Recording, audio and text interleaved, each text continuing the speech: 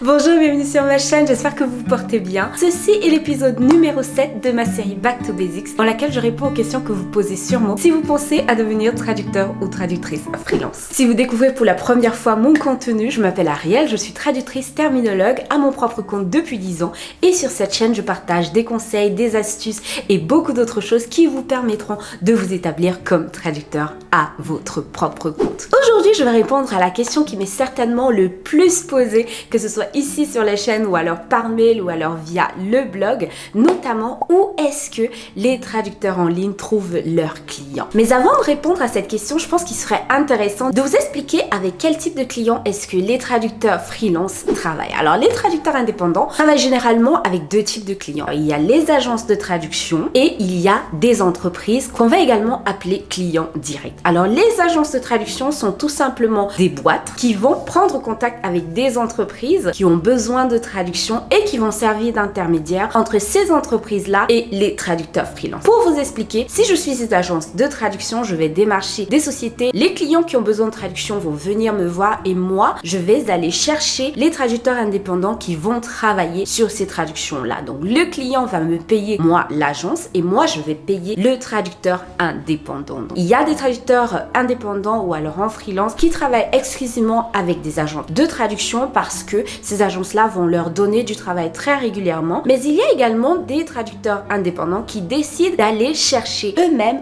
leurs propres clients. Donc d'aller démarcher eux-mêmes les entreprises sans passer par les agences de traduction. Pourquoi? Parce que comme vous pouvez l'imaginer, quand on passe par un intermédiaire, eh bien l'intermédiaire va prendre sa marge et on va recevoir une marge un peu moins importante. Et quand on va soi-même démarcher les entreprises, eh ben on peut toucher directement, sensiblement la même chose qu'une agence de traduction. Donc, pour résumer, les traducteurs indépendants travaillent avec des agences de traduction et vont également travailler avec des entreprises. Donc ça peut être des entreprises de toutes les industries possibles. Donc les traducteurs indépendants sont spécialisés dans des domaines précis. Il y a des traducteurs médicaux, économiques, des traducteurs juridiques, techniques, il y a des traducteurs en marketing, en oenologie. Pour en venir à la question d'aujourd'hui, où est-ce qu'on va trouver ces agences de traduction et ces clients directs? En ce qui concerne les agences de traduction, les traducteurs indépendants passent généralement par internet pour les trouver. Alors disons que vous êtes par exemple en France et que vous cherchez des agences de traduction en France, donc vous allez passer par Google, tout simplement faire une recherche agence de traduction en France. Si vous cherchez des clients aux États-Unis, vous faites la même chose. Peu importe où vous voulez trouver des agences de traduction, vous allez pouvoir les trouver sur internet. Donc c'est la principale source de prospection pour les traducteurs indépendants. Maintenant, les agences de traduction, on les trouve un peu partout, donc on n'a pas besoin de se restreindre géographiquement, pas se dire que voilà, vu que je suis en France, je ne dois chercher que des agences de traduction qui sont en France. Dites-vous bien que les agences de traduction dans le monde entier ont des besoins en langue. Par exemple, une agence de traduction aux États-Unis peut avoir besoin d'un traducteur de l'anglais vers le français. Une agence de traduction en Italie peut tout de même avoir besoin d'un traducteur de l'espagnol vers l'italien. Il faut savoir que les traducteurs travaillent avec des agences de traduction basées dans le monde entier. En Inde, en Europe, aux États-Unis, un peu partout. On ne se limite pas par rapport au pays où l'on vit ou alors par rapport au pays où l'on parle les langues avec lesquelles on travaille. Pour trouver des agences, on peut également passer par les annuaires des entreprises. Vous avez accès à ces annuaires généralement gratuitement sur internet. Il y a également des personnes qui passent par LinkedIn, qui est une excellente source d'inspection. Quand on cherche des agences de traduction, on peut aller sur LinkedIn et taper agence de traduction comme dans Google, soit en français ou en anglais ou alors je sais pas quelle langue vous parlez, vous allez pouvoir trouver des agences de traduction. Ce qui est bien, c'est que sur LinkedIn, non seulement vous allez trouver l'agence, mais il y a de fortes chances que vous trouviez également l'interlocuteur avec lequel vous devez prendre contact. Ça vous évite en fait d'aller passer par le site internet de l'agence de traduction, par le formulaire de contact qui est sur le site et pour lequel on ne reçoit pas toujours une réponse assez rapide. Donc si vous voulez un accès direct à votre interlocuteur, vous pouvez passer par LinkedIn, trouver l'agence de traduction et trouver tout de suite une personne à laquelle vous pouvez poser vos questions ou alors lui demander comment postuler pour avoir une réponse rapide. Pour trouver des agences de traduction, certains traducteurs indépendants passent également par des moteurs de recherche d'emploi comme Indeed. Vous pouvez passer par là pour voir un peu quelles sont les agences de traduction qui recrutent et envoyer votre CV. En ce qui concerne les clients directs, les choses sont un peu plus compliquées. On peut faire une recherche Google, trouver des entreprises, mais il va falloir cibler les entreprises qui travaillent dans les secteurs dans lesquels on va traduire. Ça veut dire que si je suis traductrice technique, par exemple mécanique, je vais peut-être cibler des entreprises qui sont dans la même industrie, mais en plus pour les clients directs, il faut également déterminer si ces derniers ont des besoins en traduction, parce qu'il ne s'agit pas juste d'envoyer son CV à n'importe quelle entreprise, mais de faire des recherches au préalable. Si par exemple elle est basée en Allemagne et qu'on traduit de l'allemand vers le français, est-ce qu'ils ont des projets en France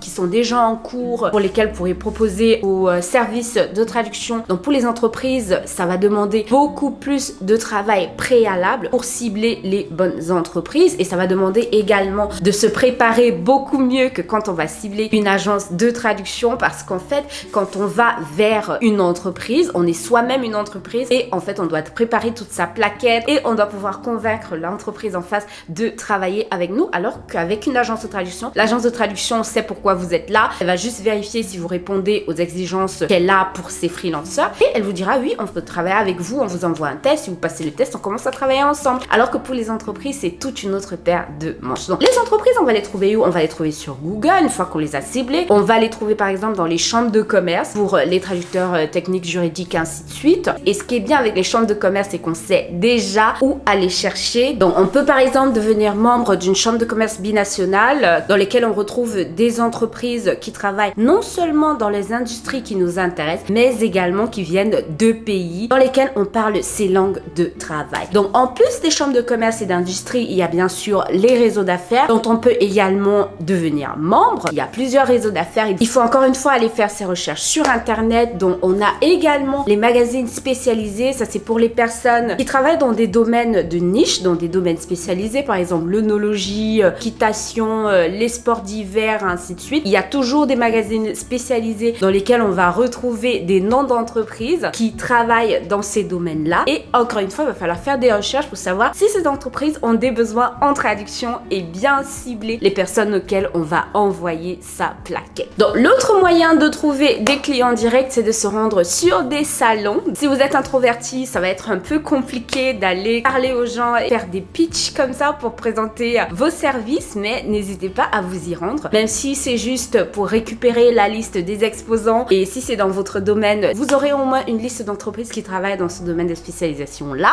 et que vous pourrez cibler et contacter ultérieurement. Donc voilà, je pense qu'au terme de cette vidéo, vous avez une idée à peu près claire de là où les traducteurs indépendants trouvent généralement leurs clients. J'espère que la vidéo vous a plu. Si c'est le cas, n'hésitez pas à me laisser un j'aime. Si vous avez des questions, vous pouvez bien sûr me les laisser en commentaire et j'y répondrai aussi vite que possible. C'était l'épisode numéro 5 de Back to Basics. Je vous donne rendez-vous à l'épisode numéro 8. En attendant, je vous souhaite de passer une bonne journée ou une bonne soirée.